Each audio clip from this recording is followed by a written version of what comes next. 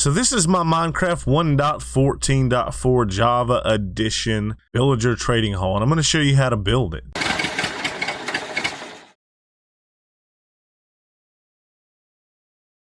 But first, let's check out how this thing actually works. So we have a villager trading hall here that is fairly compact in my opinion compared to what it does. It's tileable, which means that you can have as many slots as you like. Now this one will hold up to 12 villagers. And what we have our first villager in place with a workstation right here. And I do suggest that you place them in one at a time.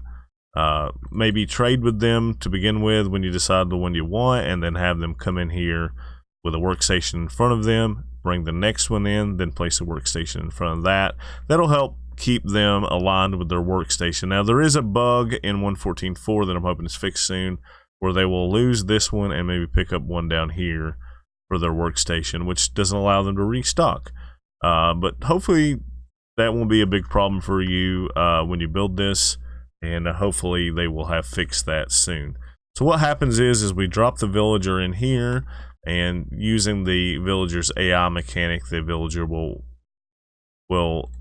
pathfind down to the other end, and when he pathfind, why is this open again? When he pathfind down here, I must have pressed the button. When he pathfind down here, he will fall into this, and then he will fall inside of there and be trapped. Now, this next thing happens if we were to place another villager in here. Right now is the perfect time because it's night. They will track the bed down there when he finds it, and he will go fall in. He picked up the workstation down there, but that's okay. I'm going to place that down, and he can't path there any longer, so he'll eventually pick up the workstation here and become a librarian. Now that's how it works. Now as you can see, the trapdoor fell, and the next villager that comes in will go to the next hole. Now we have in here, we have these which will drop the villager down. As you guys can see, there's a zombie in there. The zombie will come up, he will attack that villager until he becomes a zombie villager. When that happens, you can go ahead and click up, and I don't know if you can tell, my particles may be off, but we'll go down here and get a golden apple and give that guy a golden apple. As you can see, he shakes and will be converted, and that will allow us to get discounts. So this is the basis of how this works. So when the villager system gets full, the trading hall gets full, the villagers will then path off here, fall into this lava. But for now, during the day, they're all going to be, their AI is going to be attracted to this bed or this workstation. And that's the basis of how this works. Now, let's get into building it. I guess I should mention, you do need a zombie with a name tag that's named or carrying an item. And these dispensers, you'll need to brew weakness potions here as well as have a decent stock of golden apples on hand. Now, let's get into the tutorial. So to start the tutorial, we're going to need an area that's 9 blocks deep, and you're going to make it as wide as you want the trading hall to be. So we're just going to go ahead and place blocks 9 blocks deep. And then we're going to make this 9. We're going to make 1, 2, 3, 4, 5, 6, 7, 8, 9, 10, 11, 12. Let's just do 12 wide. We'll have space for 12 villagers. And then I'm going to go ahead and fill in this area, and I'll be right back. Alright guys, on the next step, as you can see, I went ahead and replaced the middle row here.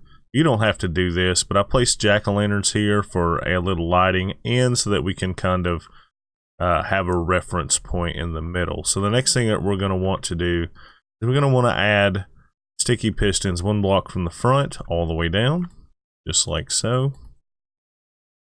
We're going to go ahead and skip a block, 1 block in front of the jack-o'-lanterns, and we're going to go ahead and place redstone blocks all the way across. And then repeaters on standard tick all the way across as well. And some blocks of choice. Use an iron here just because it looks better for the tutorial. And then, of course, a redstone torch all the way down that end. Next step, as you guys can see, we have a few other things going on. So we're going to need an observer, a sticky piston, some more blocks of choice, and another redstone torch there. So we're going to go ahead and place the sticky piston on top right there. You're going to go all the way down. I believe it was 10 or 12 that we did for our villager trading hall. I'm going to place a block right there, all the way down. Another set of blocks on top of the torch. And I am failing that. All the way down. Guys, if you aren't using Lightmatica or Schematica, whichever this is, Lightmatica, that's right. It's very helpful, especially for remembering how to build things. And you can save it in your world and upload it and build it just like this. And then finally we're going to need, so we're going to go ahead and place an extra block right there. We're going to break that one out. We're going to place our observer in. And the cool thing we can do now, we're going to have to break and replace that. Cool thing we can do now in 1.14 is shift and look up at this corner and it will place down for us. So we're just going to place these all the way down and that should finish up this step. Alright guys, on the next layer here we've just got a couple note blocks to go all the way down just like this. Now once you've placed these, all the redstone blocks will retract. I want to go ahead and right click the note blocks to replace the redstone blocks for now. Then we're going to go ahead and place some, I'm going to right click that one as well. Place some glass. Now this can be a block of choice. It doesn't actually have to be glass, but I'm just going to use the glass here because I like to be able to see the redstone below. This is part of the walkway platform. Again, can be any color you like or a solid block. It doesn't really matter. We're going to go ahead and place some more blocks of choice down in a row of 2 down on this end. Just like so. And now we begin to create the channel in which our zombie will be standing in right there. Alright, now for this step we're going to be adding some trapdoors, dispensers for our weakness potions, a piston which will help operate the traps to trap the villagers, and a powered block in the back there, which is just a block of choice for now. Now I believe in this step you can use iron if you like, or it can be any trapdoor basically in this step. But we're going to go ahead and use dark oak because that's what I've used for the tutorial. So dispensers all the way down, and again these are for weakness potions. And we're going to go ahead and place a temp block there, place the piston against, and then we're going to go ahead and place all of these down all the way to the end right here, just like so. Alright guys, for this step you're going to go ahead and place trapdoors, but you need to be looking at the end. This is the end where the villagers will walk in, that's the end where they'll leave. So you're going to place a trapdoor right there. Now this trapdoor is going to be an iron one. Let's see, let's place that against, okay, yeah, that trapdoor is going to be an iron one, and you can just place these however you like all the way down. They do not move, and that's what holds the villager in place. So we're going to place these all the way down, these all the way down, holding shift so you don't flip the other trapdoors up. Then of course you can go ahead and flip these up because they will need to be, just like so. Then we're going to have a row of 2 iron or block of choice, just like this. This will be the roof for the zombie, and also help maintain that the splash potions hit the villagers. Then on this end we're going to go ahead and just place in a temporary block so we can place our observers, and we're going to place these facing downwards all the way down. On this next step we're going to need some note blocks. We're going to place these all the way down. As you can see, this is what will update the pistons here, and what these pistons are going to be updating are some composters. So we're going to place these composters in, and then what we need to do is set these composters to level 1. So we're just going to go ahead and use 1 cake in each one. As long as you set it to a signal strength of 1, it doesn't really matter what you use. We're going to place blocks of choice in here, and the comparators that we're going to put in will be reading this signal strength of 1 into a block that will operate this particular trapdoor here. Again, you're going to face the direction that you want the villager to walk towards, and then hold shift and click, and as you can see, the trapdoors will open themselves because they are powered by the composter. And then of course we need a block of choice. Again, I like glass here so that I can see the villagers. Alright, again for the next step here, we're going to go ahead and we're going to place a temporary block, and then we're going to place an observer facing downwards. Now when we do that, you'll see that that observer triggers this piston, and I'm going to place a piston facing downward, as well as a repeater on 4 ticks, and then 2 observers facing into that repeater, and we'll be needing a button here, so we will go ahead and place our button in by adding a block. So now go ahead and repeat this all the way down to the bottom here, and this might be a little tricky, so you may want to tear these 2 rows out and then replace them to put in your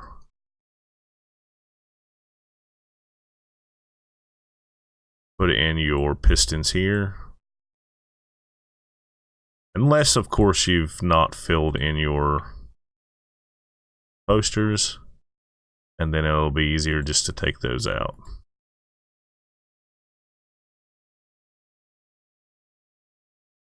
Note block.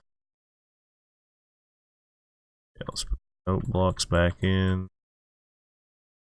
Then once we have that one in, we can place all these down just like so.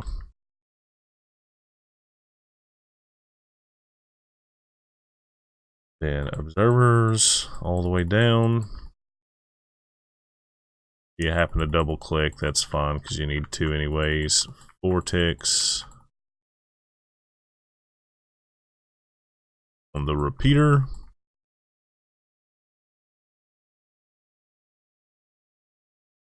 Let's just go ahead and add this row of blocks in too. Place our button.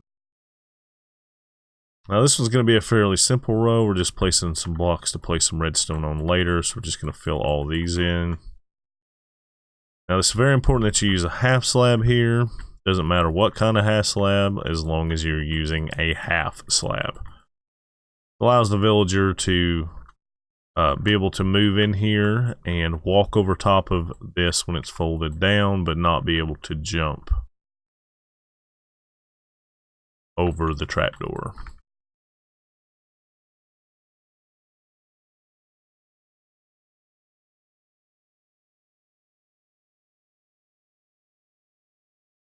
One more set of observers for the downward redstone. Of course, facing downward. And that's all there is to that step. We're almost finished. Now, for the final step of the basic build, we're just going to go ahead and place torches over top of the block that has the button on it. And then we're going to place blocks in over the half slabs, and then 1 space away, and then all repeaters all the way down, just like so. You guys get the concept. Now fill it all in, and I'll see you in a second. Make sure they're all on one tick, by the way. Back here where we placed all note blocks, It's probably a good idea to alternate with some observers here. And I just broke that. Yeah, but alternate with some observers here, and then that way you don't double activate. You're not activating more than one piston here. Because with the note blocks, it would power this one and this one together, and then it would push two sets of pistons up. Now that the basic build is complete, we need to set up the things that are actually going to make this work. So we're going to place another trapdoor right here, and then a block underneath it with a trapdoor down like this. This will make the villager think that it still can walk across, but we're going to leave a nice fancy hole for this villager to fall in, just like so. Now, if you do find that the villager tries to walk across here or makes its way across, you can actually extend this and add another block right here, and then just place another trapdoor at that level, and then the villager can't make it across. So either way, one or two blocks should work, but whichever one works better in your situation will do quite nicely. Now you want to make sure that the bed is a few blocks away from this hole, because if you don't, then the villager will be able to reach it, and it can reach it from actually a couple blocks away, oddly enough. And let's grab some beds here. So you want to place a bed right there, and then you want to place a workstation. So once you put in a workstation, make sure it's something that maybe you don't use the villager a lot. That way you can clearly see that he's picked up this station if he happens to track towards it instead of the bed. And that way you'll know everything is working properly. You can also go ahead and break that out for a second and you want to place string in along here. And what you're going to see is that the string is going to force all the trapdoors down. Should force that one down as well. And then in order to reset this, you're just going to want to place every button until the trapdoors are all up. This is how you reset when you lose a villager. Okay. Now what you can do then is place glass all along here, because you won't need that open either. And then you're going to need to get a zombie in here. And so what we're going to do is cap off one end. We're going to cap off this as well. You don't really need somebody getting out of there, right? And the same thing down here. Cap this off. Cap this off. So one thing that you can do is catch a zombie that has an item in his hand and let him track you in here. Once you track in here, what you can do is, if you'll just take this trapdoor right here, you can walk under it, but a zombie can't. So you can have a zombie track you in, and then you'll be able to walk out the other side. You can place a glass block there, then remove that and replace your glass. Very important, if he's not holding an item, that you name him, otherwise he will disappear because they will despawn. So what we want to do is we're going to go ahead and fold that one down for now, and we're going to place a layer of trapdoors here. This will be your area where your villagers will fall into, so that they can pick up the bed and then walk through. Now, I haven't designed a system to bring villagers here, but I'm sure a bubble column with a breeder will work. Just be careful. You want to make sure that only one villager at a time comes in, because once they start tracking and running that way, if they fall in, you might have 2 or 3 in the same chamber, and that doesn't work well for breeding. So let's go ahead and put that up. Now, what do these here do? Those actually retract the platform that the villager will be standing on, and that'll allow the zombie to attack him.